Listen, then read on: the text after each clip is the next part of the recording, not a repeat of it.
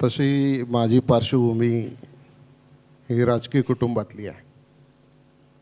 कारण माझे वडील कैलासवासी दत्तात्रय वळसे पाटील हे 1967 ते 72 या काळामध्ये महाराष्ट्राच्या विधानसभेमध्ये होते.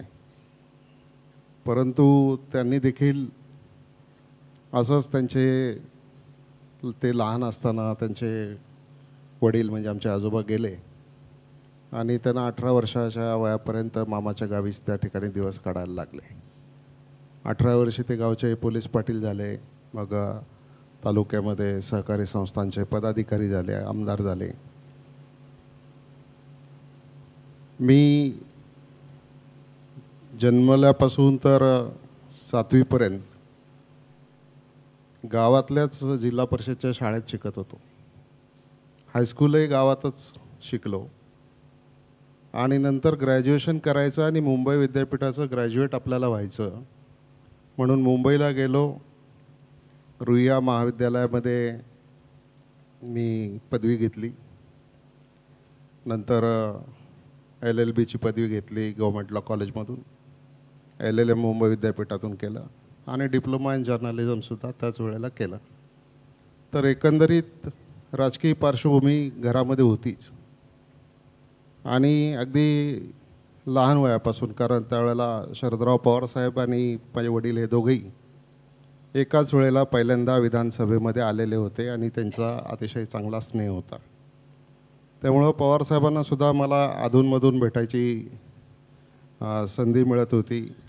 मी पवारसाहेबांना भेटलो आणि त्यांना विचारलं की मला आपल्यासोबत काम करायची इच्छा आहे. तर ते म्हणाले मी जरा विचारून सांगतो. नंतर मग मी पवारसाहेबांच्याकडे जॉईन झाल्याच्या नंतर ते मुख्यमंत्रीपद गेल्यापासून तर मुख्यमंत्री होईपर्यंत या काळात मी त्यांच्याबरोबर त्यांचा स्वीय सहाय्यक म्हणून काम करत होतो. पहिल्यापासून राजकारणाची आवड घरात असल्यामुळे आणि वातावरण असल्यामुळे आपण सुद्धा राजकारणामध्ये जावं, काहीतरी करून दाखवावं, भागाचे प्रश्न सोडून दाखवावेत, ही भूमिका मनामध्ये होतीच. 88 साली ज्यावेळेला पवारसाहेब पुन्हा मुख्यमंत्री झाले त्यावेळेला त्यांनी मला बोलावलं आणि विचारलं की तुम्हाला आता जर राजकारणात आवड असेल तर तुम्ही आत्ताच मतदारसंघात जाऊन कामाला लागा आणि तुम्हाला मंत्रालयात काम करायचं असेल तर राजकारण कायमचं डोक्यातून काढून टाका. मी म्हटलं मला जरा 2 दिवसाचा वेळ द्या विचार करायला, मी 2 दिवसांनी सांगतो. 2 दिवसांनी मी गेलो आणि पवारसाहेबांना सांगितलं की मी आता जातो मतदारसंघाकडे आणि मतदारसंघात जाऊन काम करायला लागलो. 89ची निवडणूक लोकसभेची लागली. रामकृष्ण मोरे त्यावेळेला आमच्या तिकडे उमेदवार होते. त्यांच्या प्रचारात माझा जो सगळा परिसर आहे तो आदिवासी डोंगराळ वगैरे असा परिसर आहे आणि त्या सगळ्या परिसरात फिरून लोकांचे प्रश्न समजून घेऊन मुख्यमंत्र्यांच्या कार्यालयामध्ये आणून ते सोडून त्या ठिकाणी काम करता आलं. आणि 1990ला मला पहिल्यांदाच विधानसभेला तिकीट दिलं.